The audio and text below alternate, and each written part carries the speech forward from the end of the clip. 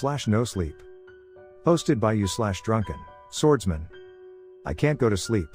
Something is waiting on the other side. My name is Sarah. I have to let someone know what is happening to me. I may not survive tonight, and I want to leave some message, some record, of my end. Maybe after this, someone will finally believe my story. Maybe someone will listen to my warnings. It began around 10 days ago. I had been working a late shift. I'm a server at a local bar, and when I got home at 2 a.m., all I wanted was to lie down in bed and get some sleep. Of course, first I had to feed my cat, Wilson. The needy bastard would never let me fall asleep otherwise. Once I had filled his bowl, I dropped onto my bed and immediately passed out. I had an incredibly vivid dream that night. I found myself in a decrepit city, standing on a bare gray hill, with crumbling masonry stretching all around, far as the eye could see.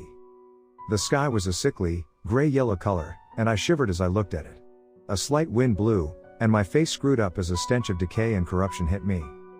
You know how in dreams, you don't question what's going on? That was the state of mind I was in. I wasn't scared, just intrigued. Carefully stepping over fallen rocks, I set out, descending down the hill and into the warren of ruins and shells of buildings. The architecture was something truly dreamlike, the walls and pillars of once tall buildings bending in strange angles. Somehow, I'm sure they would be impossible to reproduce if I tried to emulate them while awake. Through the sick gray clouds, I glimpsed the sun. It was a shriveled, diseased thing, blotches of cold black spreading over its surface.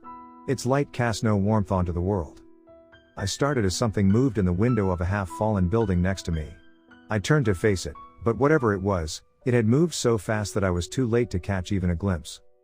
I could hear it, though. The crumbling crack of strained masonry from inside the house reached me. The wall of the house quivered and shook, pieces of brick dislodging and shattering on the ground. Something large moved in the shadowed windows. I caught a glimpse of pale skin, many limbs. A rattling breath sounded, and I was hit by a blast of rotten air. I woke up, sweating and tossing. It was the morning. The clock next to my bed announced the time, 11 a.m. Despite having slept for nearly 9 hours, I felt exhausted, as if I had not slept at all. I chalked it up to the vivid nightmare I had experienced. I couldn't afford to go back to sleep. I had to keep on top of my university courses. That day was hard, and the shift at work afterwards even harder. I could barely keep my eyes open, and earned an angry rant from the manager as reward for dropping a tray full of drinks. Once I got home, I dropped into bed, and fell asleep almost immediately.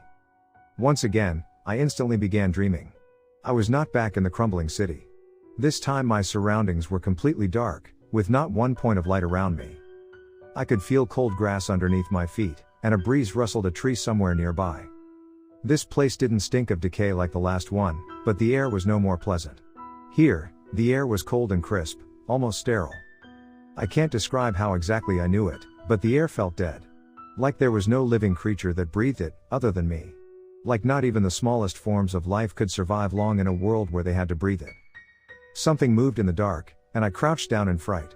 I couldn't see what had moved, but it came from somewhere nearby. The creaking of long bones and muscle came from somewhere in front of me. Whatever it was, the air itself had been displaced as it shifted. Whatever it was big. I froze in place, terror gripping my muscles. My mind was screaming at me, crying out to run, to escape, but I could not move. It was as if my limbs were frozen in place.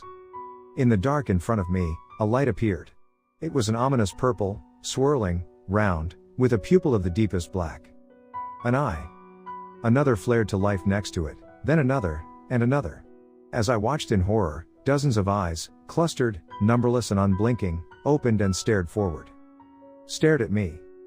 Finally, terror released its hold on my limbs. I turned and ran, crying out in fear, tripping and stumbling in the dark. Something shifted in the dark behind me. The ground shook as a massive, bloated bulk moved, pushing the dead air in waves before it. I screamed again. And awoke. I was still screaming. Reality reasserted itself in a rush of relief. I was in my bed. I was safe. A cacophony of noise surrounded me. Wilson was shrieking his head off. My alarm was blaring. Someone was hammering at my door. I stumbled to my feet. I felt exhausted, the hours of sleep doing nothing at all for my body. I rushed through my apartment, blinking away the last dregs of drowsiness, and opened the door. My neighbor, Ian, stood outside. "Hey, Ian," I murmured. "Hey, Sarah," he said. Ian was normally a cheerful, smiling man, but now his expression was serious. Is everything alright? I asked, confused. That's actually what I wanted to ask you. He answered. I heard you yelling, and then some loud banging. I thought maybe something was wrong. He trailed off. I frowned, my confusion mounting. Shouting?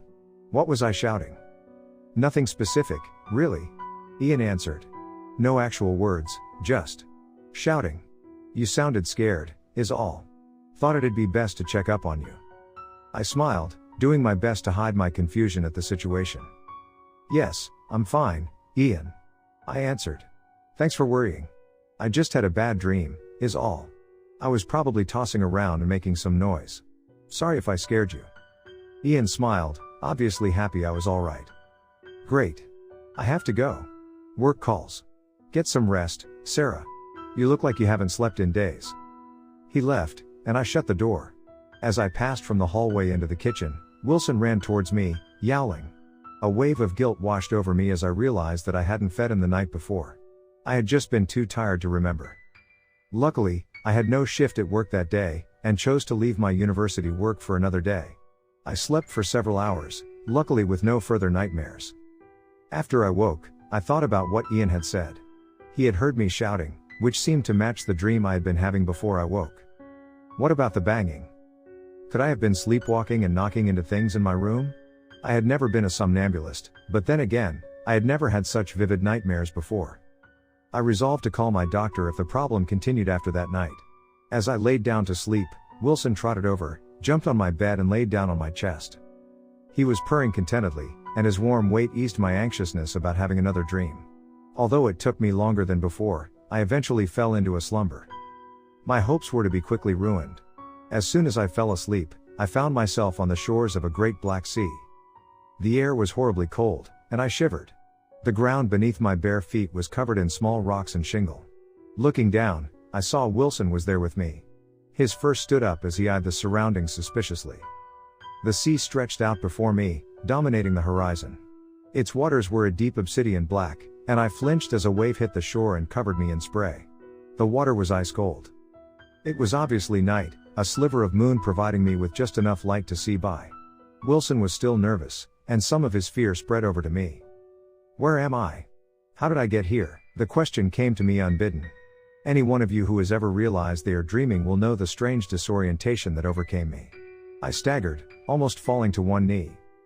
Beside me, Wilson suddenly crouched down, hackles rising. A low, feral growl issued from his throat. A chill ran down my back. Wilson never growled. I shifted my stance, and something beneath my feet gave a sharp crack. I looked down. A skull protruded from the rocky beach. I jumped back with a cry of panic. The thing wasn't human. It was oddly elongated, and much too wide. A wide, leering smile of too many teeth grinned up at me. It wasn't human. I didn't care. I began turning to flee. Even with the knowledge this was a dream, it was too vivid for me to do anything but give in to my instincts. I didn't complete the movement. A sound behind me made me stop, a sound I recognized from the first nightmare I had had. A rattling, diseased, evil breath. I froze. Wilson was down, hissing viciously, unsure what to do. Something behind me moved with a slow creak of sick flesh and disfigured bone. It sniffed my body like some sort of animal, and I shivered as its noxious breath washed over me. It spoke. We remember your stench. The voice was deep, inhuman, grating. I was uncertain whether it was even audible, or echoed in my mind itself. Slowly, something coiled around my waist. I couldn't look down, frozen with fear as I was. I saw it in my peripheral vision only. Pale, smooth flesh, like fingers, but grotesquely many-jointed and long as a human arm. The thing lifted me up. Still, I couldn't move, couldn't resist. Something moved the shingle of the beach behind me, something to the side of whatever was holding me up. There are more of them. The terrible voice came again. We remember you. We remember your home. Perhaps it's time we paid it a visit. We? A blur of white and black flew suddenly past me. Wilson.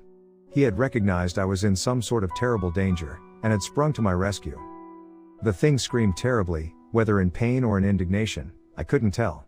A cacophony of sound, the groan of grotesque bones, the gasping of diseased breath, exploded around me. The thing's grip suddenly went slack and I plummeted down. The ground rushed up to meet me. I woke with a start. I was standing up, and my legs almost buckled underneath me as if I had truly fallen several feet. I was covered in cold sweat. Is this just a dream? Is it real? I don't know what's happening anymore. I can't find Wilson anywhere. He simply disappeared overnight. The apartment was locked. No open windows. He can't have gotten out. I have a suspicion what happened to him. It's why I haven't slept in over a week. I'm afraid what may be waiting for me on the other side once I give in to the urge. I wish the only reason I was writing this was to make sure someone knows what happened to me if I disappear overnight, just like poor Wilson. I can barely keep my eyes open anymore, and I have no doubt that whatever killed my pet knows I will have to sleep sooner or later. It knows I'll come back to it. It'll be waiting. But this isn't my eulogy. It's a warning of what I fear is coming for the rest of you. The things I saw, they know us. They know we are here. And they are coming to meet us, whether we like it or not.